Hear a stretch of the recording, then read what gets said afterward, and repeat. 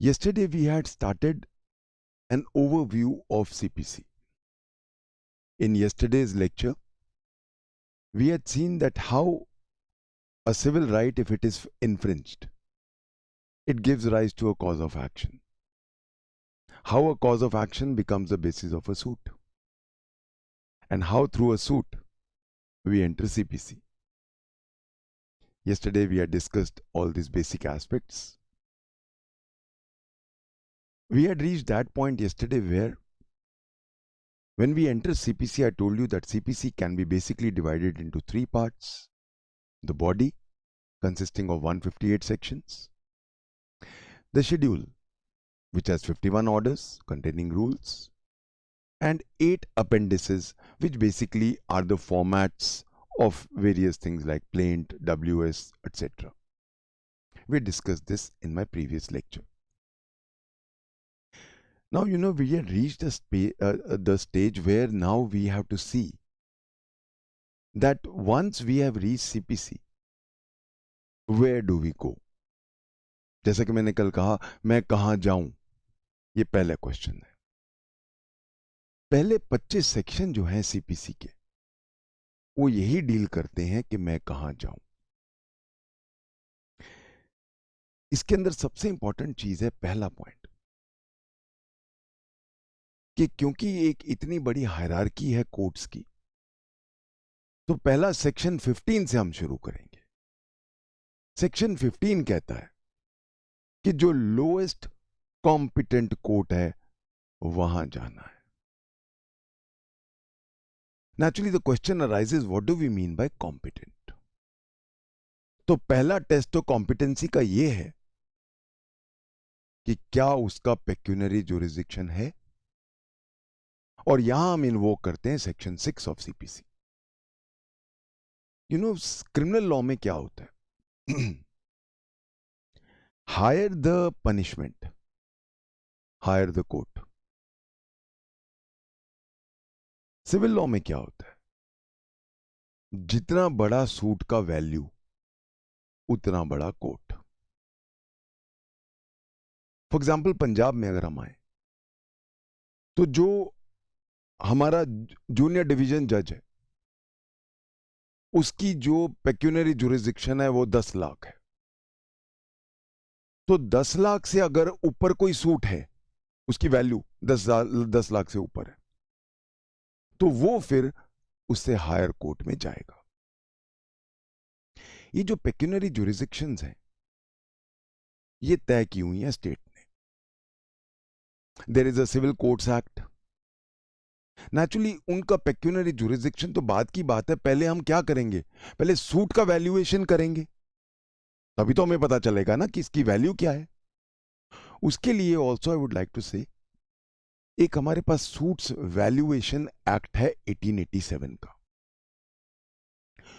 तो वो जो हमारा सूट्स वैल्यूएशन एक्ट है, उसका बेसिस एक है हमारे पास. उसके अंदर बहुत सारे अमेंडमेंट्स भी हैं.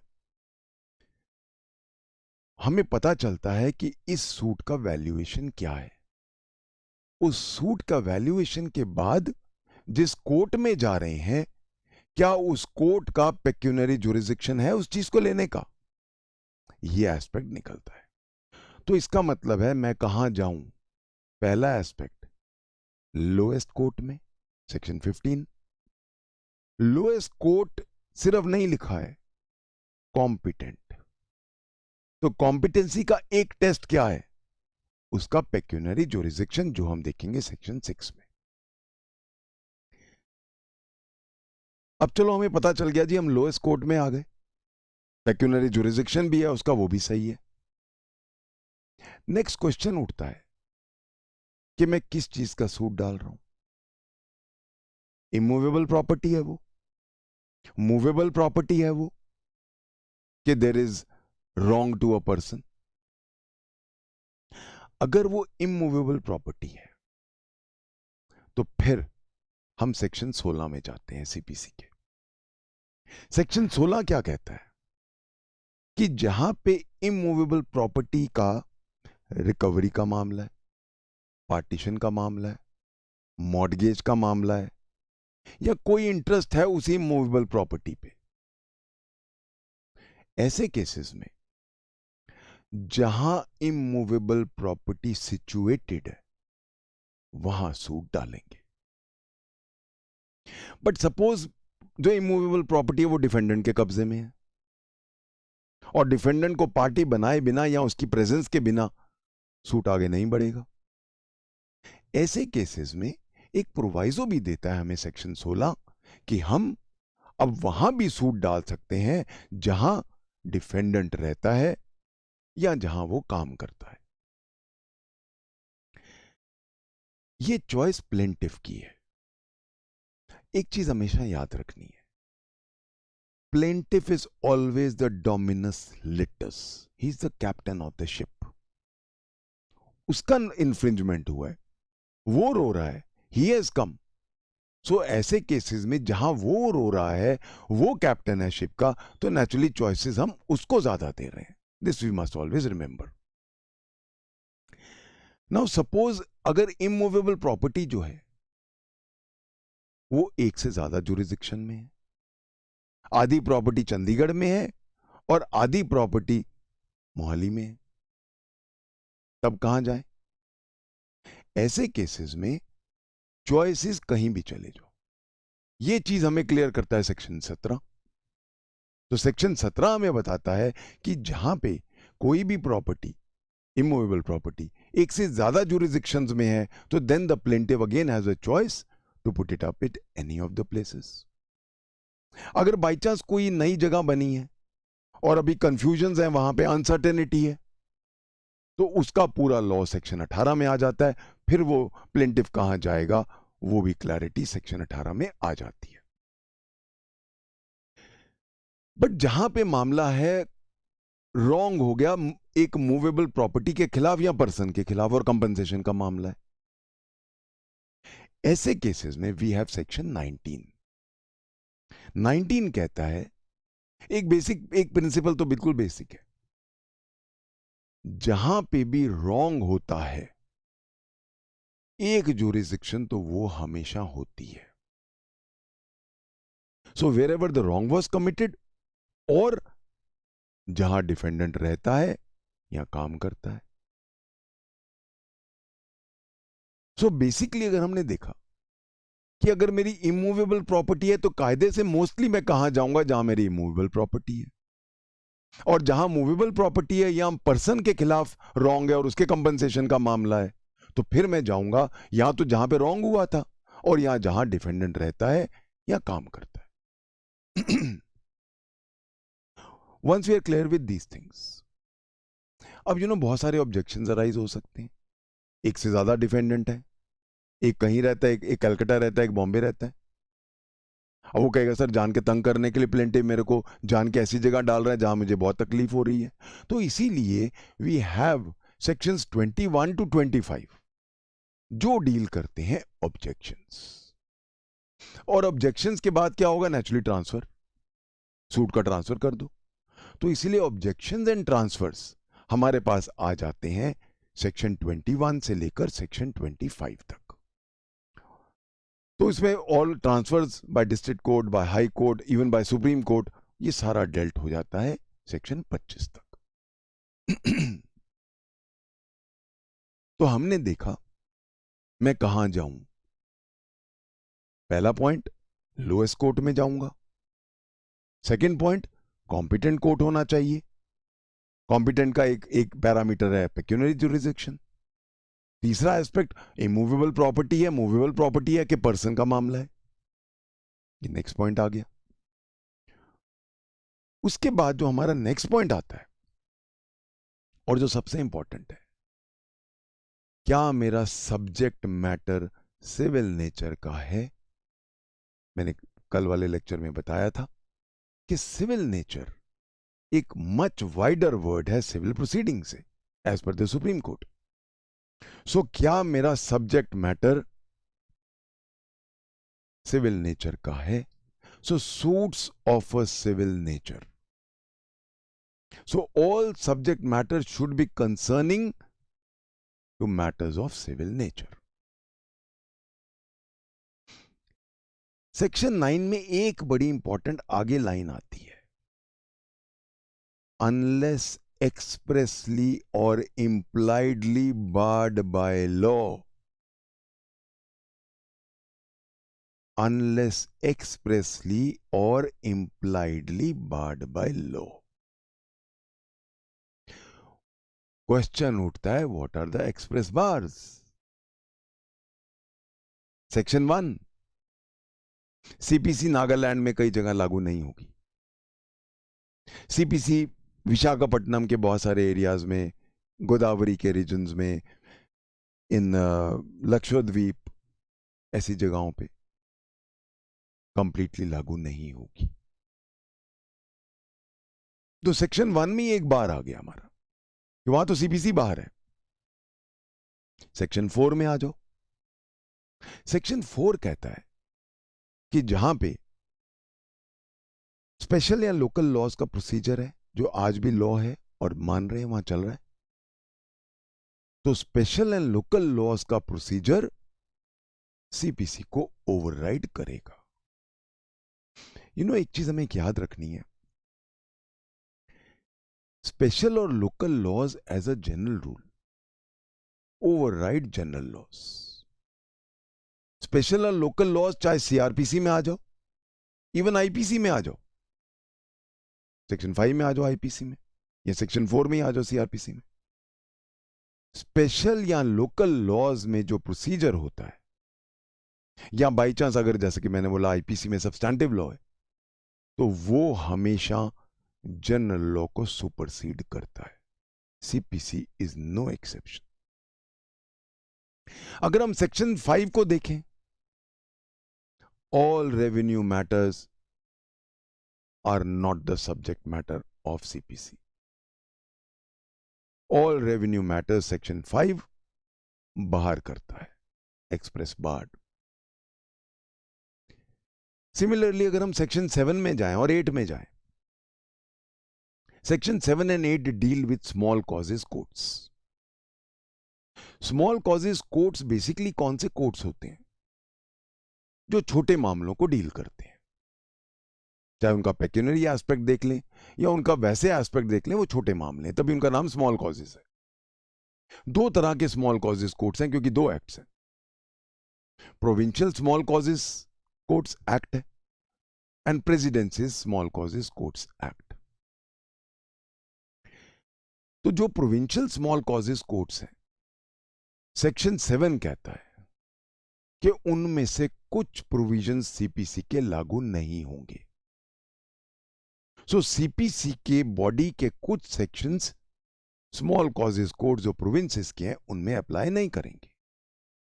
This has to be read with order 50। Order 50 भी ये चीज कहता है कि कुछ रूल्स अप्लाई नहीं करेंगे small causes courts of provinces को। सिमिलरली सेक्शन 8 में आते हैं। सेक्शन 8 क्या कहता है? Section 8 deals with presidencies Bombay, Calcutta, Madras. इनकी प्रेसिडेंसीज के जितने कोर्ट्स हैं, इन पे by and large CPC apply नहीं करेगी, क्योंकि उनका अपना वेल लेड आउट लॉज हैं, सीपीसी अप्लाई नहीं करेगी। This has to be read with order 51, last order हमारा। शेड्यूल 1 के कोई भी ऑर्डर कुछ को छोड़ के अप्लाई नहीं करेंगे on presidencies small causes courts.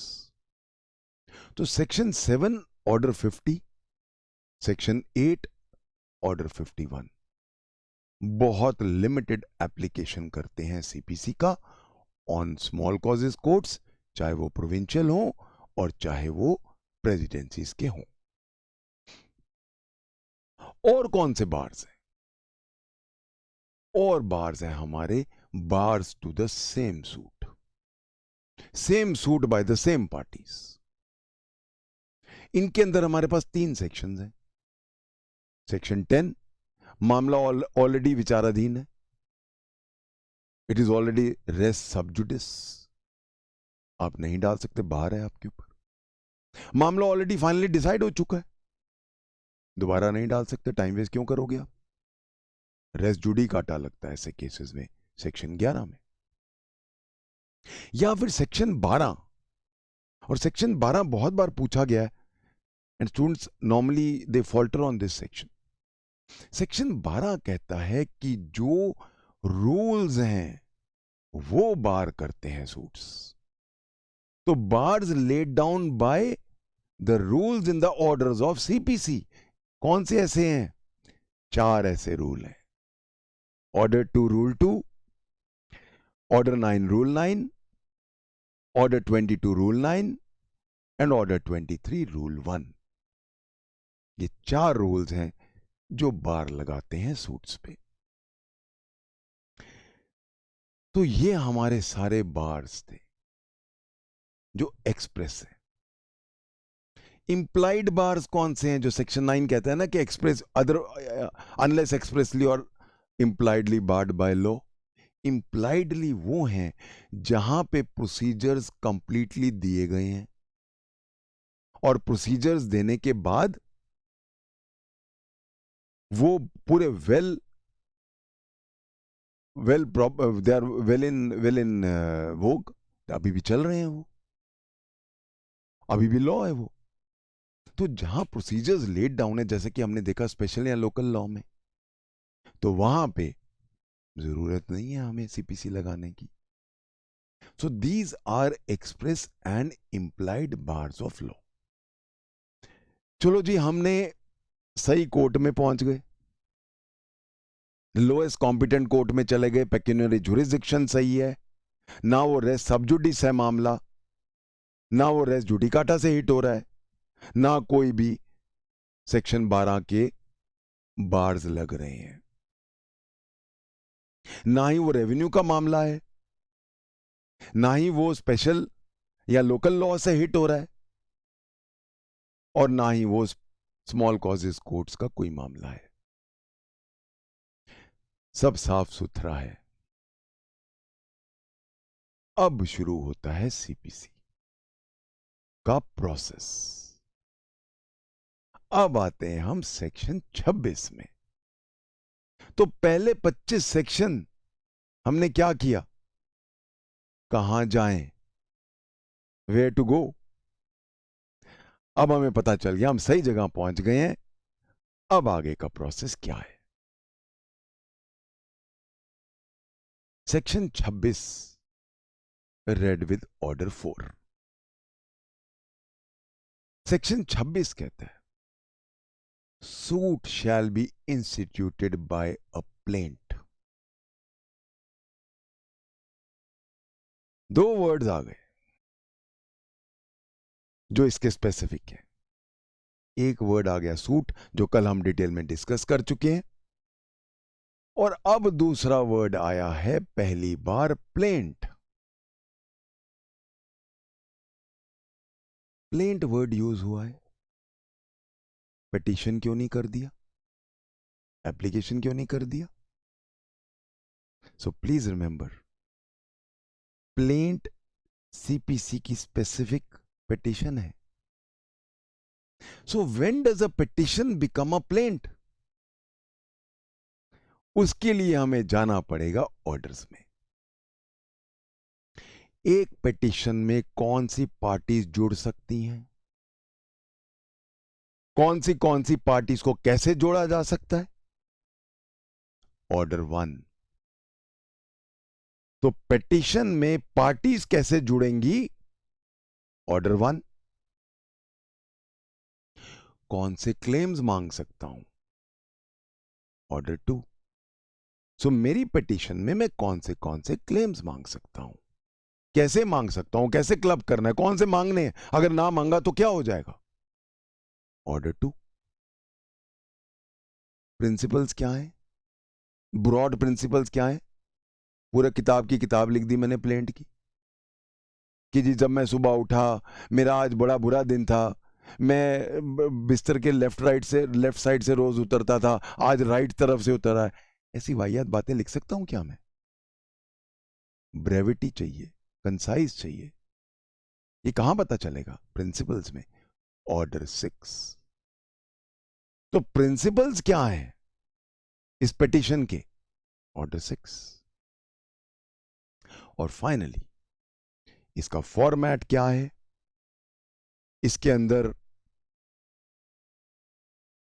अगर रिटर्न करना है, रिजेक्ट करना है, कंटेंट्स क्या हैं, इसके पार्ट्स क्या क्या हैं, ये सारा डिटेल्स ऑफ अ प्लेंट।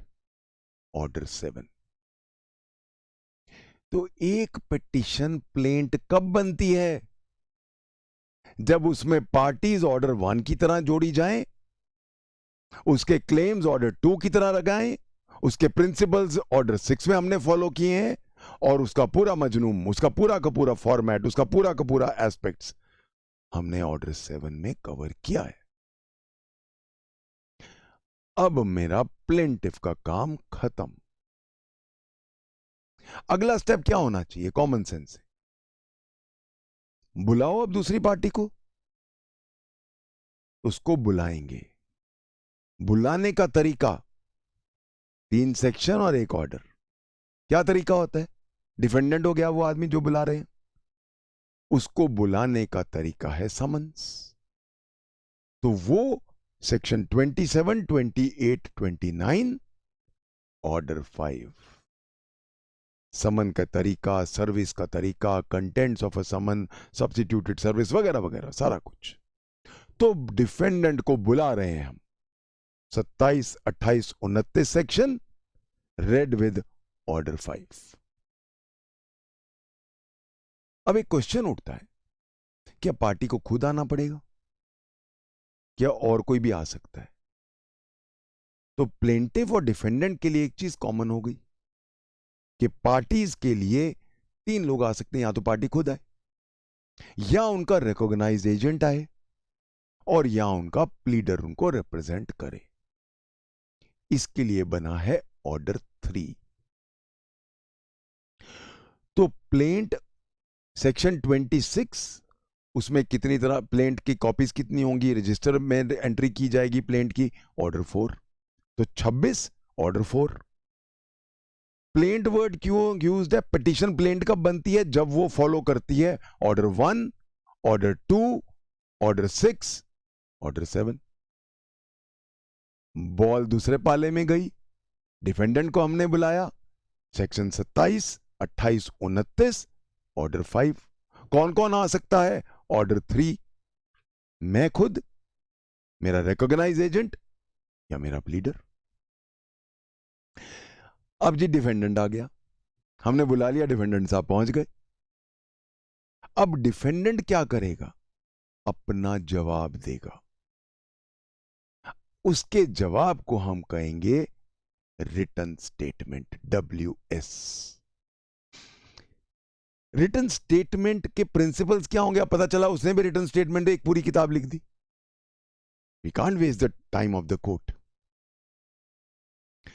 इसीलिए प्रिंसिपल्स चाहे प्लेंट के हों चाहे रिटन स्टेटमेंट के हों, वो सेम है, और दोनों को गवर्न करता है ऑर्डर 6। तो अब जो डिफेंडेंट आया अपनी रिटन स्टेटमेंट लेके, वो आता है अब हमारे पास ऑर्डर 8 में। अब रिटन स्टेटमेंट के 3 पार्ट्स हैं। रिटन स्टेटमेंट में एक तो मेरा जवाब है, जो मुझे डिफेंडेंट ने, जो मेरे प्लेंटिव ने जो मेरे ऊपर लगाए हैं लांछन, उनका मैं जवाब दे रहा हूं कि नहीं सर मैं कंटेस्ट करूंगा, डिस्प्यूटेड है। एक ये होता है कि सर अगर वो मेरे से पैसे मांग रहा है, मैं भी उससे मांग रहा हूं, चलो बराबरी कर देते हैं, वो मेरा और उसका काट देते हैं पैसा। इसको कहते हैं सेट ऑफ। तो वो अपने WS में कहेगा सर मैं मानता हूं उसके बात, पर सर वो ये चीज नहीं लिख रहा कि उसने भी मेरे पैसे देने हैं। सेकेंड पॉइंट आ गया। थर्ड एस्पेक्ट कि सर वो क्या मेरे से मांगता है, मैं मांगता हूं। तो यानी कि डिफेंडेंट की प्लेंट। अब डिफेंडेंट की प्लेंट वर्ड तो हम क्यों टाइम वेस्ट करें, हम WS में ही उसकी प्लेंट डाल देंगे। मैं गलत वर्ड यूज कर रहा हूं यहां पे क्योंकि WS की बात कर रहा हूं, पर WS में उसका काउंटर क्लेम डाल देंगे। तो WS में have 3 parts. It may be a pure defence, it may be a defence plus a set of, और it may have a counterclaim from my side. In that, when I put up a counterclaim, I naturally don the mantle of a plaintiff. चलो जी, अब defendant ने अपना जवाब दे दिया. Next step क्या है? आ जाओ पार्टीज कोर्ट में. Appearance of the parties.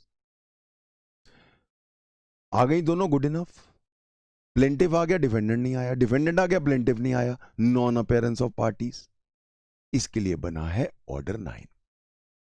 So order 9 हमें बताता है appearance and non appearance of parties.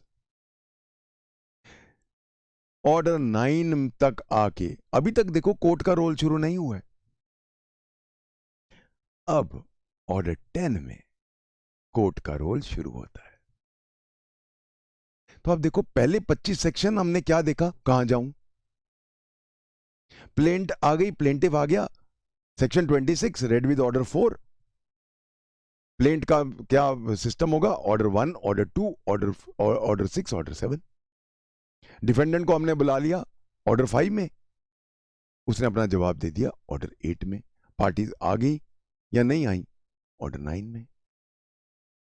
Court का काम शुरू ऑर्डर 10 में. कोर्ट का काम क्या शुरू होगा? पहली बार फर्स्ट हेयरिंग. फर्स्ट हेयरिंग में वो क्या करेगा? जो कोर्ट अपना, अगर मैं एक रफ क्रूड पैरेलल लूं, जो कोर्ट अपना काम करता है 190 सीआरपीसी में, अपना माइंड क्लियर करेगा. माइंड क्लियर करने के लिए अगर उसको कोई कंफ्यूजन है, तो जो उसके पास मटेरियल है, प्लेंट है, डब्ल्यूएस है, जो भी मेरे पास प्लीडिंग्स हैं, उनसे अपना माइंड क्लियर करेगा. नहीं होती हैं तो पूछताछ करेगा और बोलेगा नहीं, इसको क्लियर नहीं है, तुम्हारी जो प्लीडिंग है मुझे समझ नहीं आ रही, इसको और क्लियर करो. ये सब ऑर्डर 10 में. एक चीज और, ऑर्डर 10 में सपोज उसको लगता है दोनों पार्टीज आराम से मान जाएंगी, इनमें बड़ी आराम से ठीक हो सकता है मामला. ऐसे केस में क्या करेगा? एडीआर में भेज देगा. ऑल्टरनेटिव डिस्प्यूट रेजोल्यूशन के जो तरीके हैं सेक्शन 89 सीपीसी में, वो यहां भेज देगा कि अब तुम वहां जाके लोक अदालत में जाके या आर्बिट्रेशन में जाके या मीडिएशन में जाके अपना मामला निपटा लो. कोर्ट ने अपना माइंड क्लियर किन चीजों से? जो उनको उसके पास प्लीडिंग्स थी. जब प्लीडिंग्स आई, अब पार्टी कहती है सर इसने, पार्टी ने चीजें छुपाई हैं, मैं जवाब कहां से दूं? इसे तो बहुत सारी चीजें छुपाई हैं, इसने कागज भी छुपाए हैं, फैक्ट्स भी छुपाए हैं. तो ऑर्डर 11 में the court allows the party to issue interrogatories. Facts बताओ जी हमें. तो फैक्ट्स कैसे बताऊं? मैं आपको इंटेरोगेटरी भेजता हूं, उसका जवाब दो. ए. बी, अगर मुझे कागज चाहिए तो discovery of documents, inspection of documents. मुझे कागज दो, मैं देखता हूं, अपना उसका बाद में अपना जवाब दूंगा. तो ऑर्डर 11 में हम क्या करते हैं?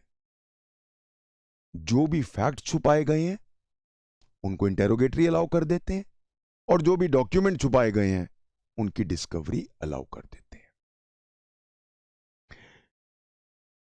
अब एक चीज इंपॉर्टेंट है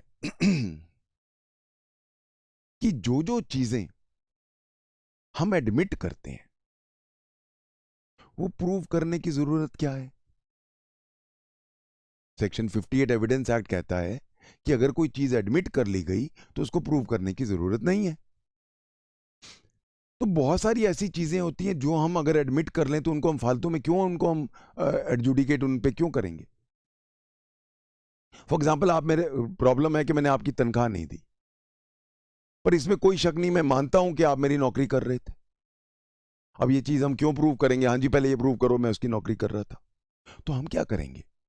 आपसे एडमिशंस मांग लेंगे जिन पे कोई विरोधाभास नहीं है, जिन पे कोई हमारा कोई आपस में कॉन्ट्रडिक्शंस नहीं है, कोई कंफ्यूजन्स नहीं है, वहां मैं आपको एडमिट कर दूंगा, तो मामला छोटे हो जाएंगे. तो मेरे जब मैं इश्यूज फ्रेम करूंगा, जो चीजें एडमिट हो गई हैं उनको हमें लाने की जरूरत नहीं है, हम खत्म कर देंगे वहीं पे. That is the reason why order 12 admissions. Admissions हम मांगेंगे उनसे, वो या तो डिनाई करे या नॉन डिनाइल, अगर नहीं डिनाइल होता तो वो भी डीम्ड एडमिशंस, वो हम डिटेल्स में पढ़ेंगे। तो ऑर्डर 12 में क्या हो गया, हम आपके एडमिशंस सॉलिसिट करते हैं और अगर एडमिशंस आ गए तो देन वो मामला खत्म, it's no longer an issue. अब उसमें बहुत सारा सिविल लॉ में बहुत सारे डॉक्यूमेंट्स इन्वॉल्व होते हैं। सिविल लॉ में अगर हम देखें, production of documents, original documents डालने हैं, उनका एंडोर्समेंट्स करने हैं, अगर कोई ऐसे डॉक्यूमेंट्स हैं जो जाली डॉक्यूमेंट्स हैं फॉर एग्जांपल, तो उनको हमें इंपाउंड भी करना है, फिर बाद में आप ओरिजिनल ले रहे हैं तो आपको रिटर्न भी करना है। ये सारा लॉ हमें एक ऑर्डर में देना पड़ेगा। ये सारा लॉ हम देते हैं सेक्शन 30 रेड विद ऑर्डर 13। तो 13 ऑर्डर में रेड विद सेक्शन 30 पूरा law regarding production, endorsements, impounding, return of documents, ये सारा लॉ आ जाता है। ऑर्डर 13 में आके अब सारा कुछ क्लियर है, अब कंफ्यूजन्स नहीं है, सारे डॉक्यूमेंट आ गए, एडमिशंस आ गए, क्लैरिफिकेशंस हो गई, इंटेरोगेटरीज के आंसर्स आ गए, डिस्कवरीज हो गई, सब कुछ हो गया। अब कोर्ट ने ट्रायल शुरू करना है। ट्रायल का सबसे पहला बेस क्या होता है, चाहे क्रिमिनल लॉ आ जाओ चाहे यहां आ जाओ, फ्रेमिंग ऑफ इश्यूज। इशू क्या है, कौन से इश्यूज हैं जिनको कोर्ट ने डिसाइड करना है। सीआरपीसी में चले जाओ, फ्रेमिंग ऑफ चार्जेस, यहां आ जाओ, फ्रेमिंग ऑफ इश्यूज। तो फ्रेम ऑफ इश्यूज, अगला ऑर्डर, ऑर्डर 14। अब कई बार क्या होता है कि मैंने इशू फ्रेम किया, इशू है ही नहीं, यहां बहुत छोटा मामला है, वहीं के वहीं एक बार दोनों पार्टीज ने खत्म कर दिया। So disposal at the first hearing, order 15। तो पहले हियरिंग में अगर डिस्पोजल हो सकता है, गुड इनफ, ऑर्डर 15 में हमने कर दिया। नहीं हुआ, अब हमारा ट्रायल चलना है। ट्रायल किससे चलेगा, विटनेसेस चाहिए, तो विटनेसेस को बुलाएंगे हम ऑर्डर 16 में, 16 में। तो समन्स टू विटनेसेस, उनका अटेंडेंस वगैरह। तो we will go to section 31 and 32। अगर बाई चांस विटनेस नहीं आता तो उसके खिलाफ हम क्या क्या कार्रवाई कर सकते हैं, सेक्शन 32। तो section 31 and 32 red with order 16, और बाई चांस विटनेस जेल में हो तो ऑर्डर 16A। चलो जी, विटनेस को हमने बुला लिया ऑर्डर 16 में।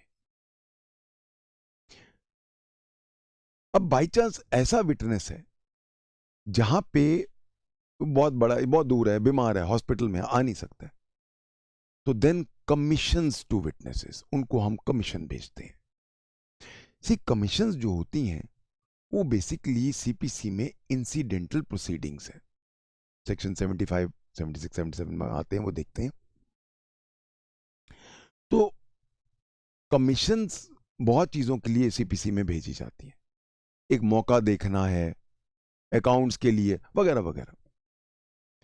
तो उनके लिए ये इंसिडेंटल प्रोसीडिंग्स का प्रावधान है सेक्शन 75, 76, 77 में। और एक कमीशन है विटनेसेस से, वो जो नहीं आ सकता है उससे हम उसके घर जाके उससे बात कर लेंगे, उसका एविडेंसेस ले लेंगे। ये कवर होता है ऑर्डर 26 में। सो कमीशंस ऑफ विटनेसेस, अगर विटनेस आने में असमर्थ है तो then section 75, 76, 77 read with order 26। चलो जी, विटनेसेस को हमने समन भेज दिए या उनके कमीशन से हम एविडेंस ले आए। विटनेसेस आ गए, वकील साहब नहीं आए, बीमार हो गए लोग, एडजर्नमेंट्स। तो ट्रायल में एडजर्नमेंट्स होती हैं, चाहे बहुत सारे चेंजेस अमेंडमेंट्स आए हैं, और एडजर्नमेंट्स का पूरा ऑर्डर है हमारे पास ऑर्डर 17। सो ऑर्डर 17 में एडजर्नमेंट्स। वैसे अब नए जो हमारे अमेंडमेंट्स है उसमें 3 से ज्यादा एडजर्नमेंट्स अलाउड नहीं है, बट आई होप ये चीज फॉलो हो अच्छी तरह। चलो जी, अब एडजर्नमेंट्स भी नहीं हो रही, दोनों पार्टीज आ गई, दोनों वकील हैं, जज साहब बैठे हैं कुर्सी पे। अब ट्रायल क्या होता है? Examination in chief, cross examination, और अगर जरूरत पड़े तो री एग्जामिनेशन। ऑर्डर 18, तो सारे एविडेंसेस हम लेते हैं ऑर्डर 18 में। नाउ प्लीज रिमेंबर, जैसे ही ट्रायल शुरू होता है, चाहे वो सीपीसी हो और चाहे वो सीआरपीसी हो, इंडियन एविडेंस एक्ट अपनी एंट्री मारता है। ट्रायल शुरू होते ही इंडियन एविडेंस एक्ट ऑटोमेटिकली साथ साथ हैंड इन हैंड चलना शुरू हो जाता है। सो ऑर्डर 18 में एविडेंसेस ले रहे हैं। कुछ एविडेंसेस सीपीसी अलाउ करता है कि हम विटनेसेस को बुलाए बिना उनके एफिडेविट से ले सकते हैं। ऑर्डर 19। यहां मैं एक चीज बताना चाहूंगा। Order 19 is an exception to section 1 of Indian evidence act. Indian evidence act कहता है कि affidavits are not evidence. Order 19 कहता है कि हम एविडेंस एफिडेविट से ले सकते हैं। तो ये एक एक्सेप्शन है जो हमें हमेशा याद रखना है। तो कायदे से ऑर्डर 18 और ऑर्डर 19 में the trial, the taking of evidences. चलो जी, एविडेंसेस खत्म। आखिरी ऑर्डर, ऑर्डर 20। अब क्या आएगा? जजमेंट, और सीपीसी में एक चीज अलग होती है, decree. So judgment and decree, order 20, section 33। तो सेक्शन 33 ऑर्डर 20 में कायदे से जजमेंट आ गया। अब एक चीज जो सीपीसी में है, जो बहुत ज्यादा है सीआरपीसी से, वो है कॉस्ट्स। तो कॉस्ट भी मेरे जजमेंट में naturally you have to show. तो जहां मैंने कॉस्ट दिखाने हैं वहां पे ऑर्डर 20A आ गया, सेक्शन 35 आ गया। तो section 35, 35A, 35B red with order 20A। तो जजमेंट में सारे कॉस्ट आ गए, ऑर्डर 20A से आ गए हम। अब यह भी तो हो सकता है कि ट्रायल के दौरान कोई मर जाए, देयर इज अ डेथ। तो क्वेश्चन ये उठता है कि क्या सूट अबेट कर जाएगा? Abetment of suits. मैरिज हो गई, क्या हालात चेंज हो जाएंगे? इंसॉल्वेंट हो गई पार्टी, क्या हालात चेंज हो जाएंगे? तो इन चीजों को, तो ड्यूरिंग द ट्रायल कोई मर गया तो उसका राइट टू सू बचा है कि नहीं? ये सारा लॉ ऑर्डर 22। सूट चल रहा है, पार्टीज में आपस में सुलह हो गई, बाहर out of the court settlement हो गया, कॉम्प्रोमाइज हो गया, एडजस्टमेंट हो गया, विड्रॉ कर लिया प्लेंटिफ ने। So withdrawal, adjustment, compromise of suits, order 23 साथ जुड़े हुए हैं सारे। तो कायदे से कॉस्ट आ गए हमारे पास ऑर्डर 20A में। ट्रायल के दौरान कोई मर गया, अबेटमेंट ऑफ सूट्स, मैरिज हो गई, इंसॉल्वेंसी हो गई, ऑर्डर 22। और बाई चांस विड्रॉल कर लिया, एडजस्टमेंट कर लिया या कॉम्प्रोमाइज कर लिया, ऑर्डर 23। अब एक चीज और है जिनको हम सप्लीमेंटल प्रोसीडिंग्स कहेंगे, वो भी ट्रायल के दौरान होती हैं। प्लेंटिफ को डर है कि डिफेंडेंट भाग जाएगा, सो प्लेंटिफ कहता है जी डिफेंडेंट को अरेस्ट कर लो सर, उसका जो प्रॉपर्टी अटैच कर ली जाए, so that my fruit of decree can be realised. Order 38, section 94 and 95 supplemental proceedings. Trial के दौरान जो इंटरलॉक्यूटरी प्रोसीडिंग्स होती हैं वो अब आ जाती हैं हमारी सप्लीमेंटल प्रोसीडिंग्स, जो सेक्शन 94 और 95 में है। ये जो सप्लीमेंटल प्रोसीडिंग क्या होती हैं? वो प्रोसीडिंग्स जिनका कायदे से जजमेंट पे असर नहीं होता है। फर्क क्या है? सी, दो वर्ड्स यूज्ड हैं, incidental proceeding and supplemental proceedings. Incidental proceedings word use है 75, 76, 77, और अब ये जो हमारा सप्लीमेंटल प्रोसीडिंग्स हैं वो है 94, 95। फर्क क्या है?